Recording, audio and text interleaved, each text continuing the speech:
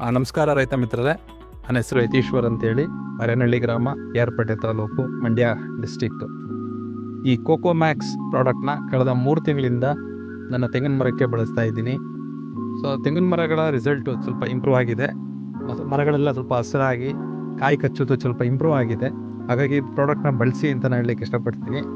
ನೋಡಿ ನಮ್ಮ ಮರಗಳದ್ದು ರಿಸಲ್ಟ್ ಎಲ್ಲ ಹೇಗಿದೆ ಅಂತ.